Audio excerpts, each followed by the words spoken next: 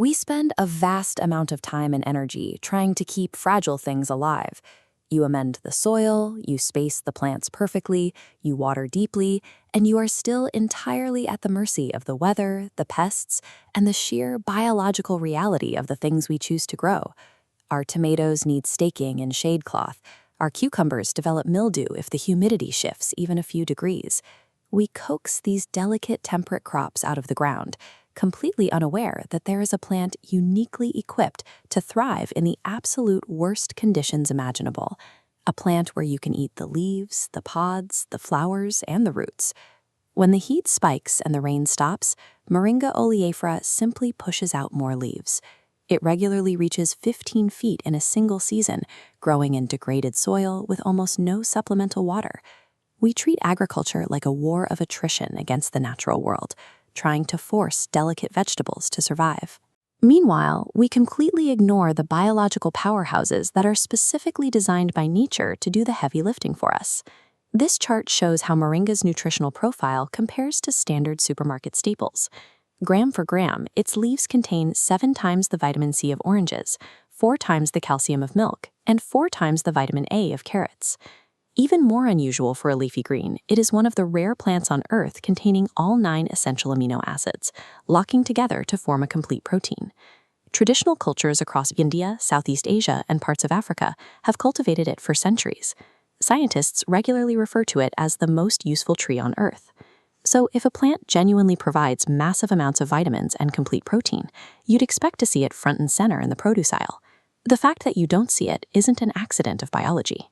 It points to a highly specific, systemic blind spot in how we decide what gets grown and what gets ignored. Moringa is a pioneer species.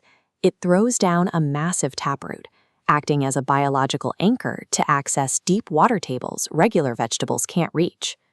Above ground, specialized leaf cells lock in moisture, maximizing photosynthesis even under blistering sun.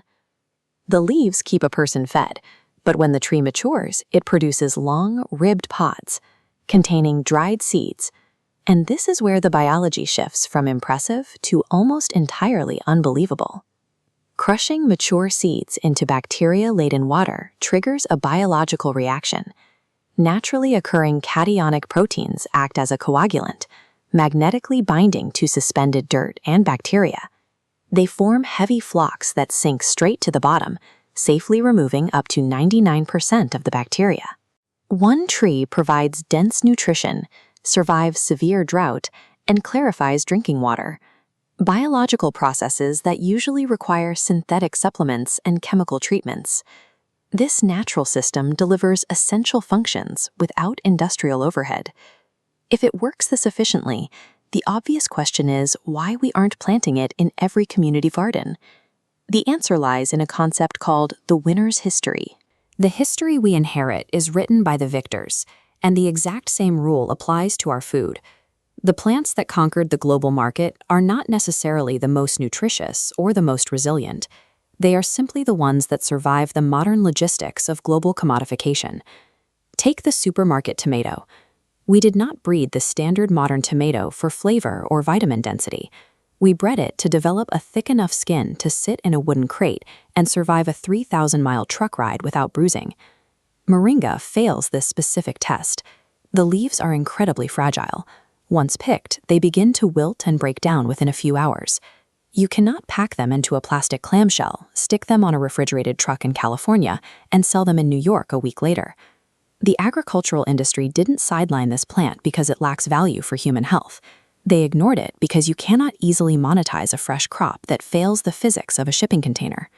Because you cannot buy this fresh in a big box store, your only real option is to bypass that logistical system and grow it yourself.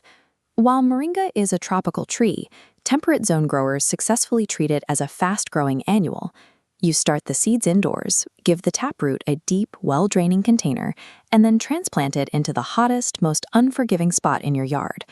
When it hits about 4 feet tall, you use a traditional management technique called coppicing. You take a sharp pair of shears and cut the main trunk right in half. The tree responds by instantly pushing out lateral branches, transforming from a tall pole into a dense bush that keeps producing leaves right at harvest height. But how you process those leaves is crucial.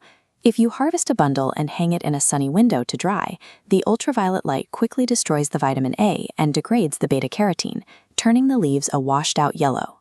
To extract the maximum value, you must dry it in the shade. Hanging the branches in a dark, warm, well-ventilated room crisps the leaves in a few days, while maintaining a vibrant, dark emerald green. Strip those dried leaves, crush them into a powder, and you have a shelf-stable source of massive bioavailable nutrition. By simply following the plant's specific biological rules, anyone can grow a vitamin factory in their backyard for the cost of a single seed packet. We spend a vast amount of resources fighting the natural world to keep delicate things alive. Traditional farmers and indigenous cultures took a different route. They worked within the system, identifying and cultivating the plants that actually wanted to live. The grocery store produce aisle is a highly filtered logistical compromise. It reflects the limitations of our global transport system, rather than the actual diversity of human nutritional needs. Moringa is just one tropical dryland tree. If a plant that provides complete protein and purifies drinking water was successfully sidelined by the modern global food industry, what other life-saving traditional plants are we currently ignoring?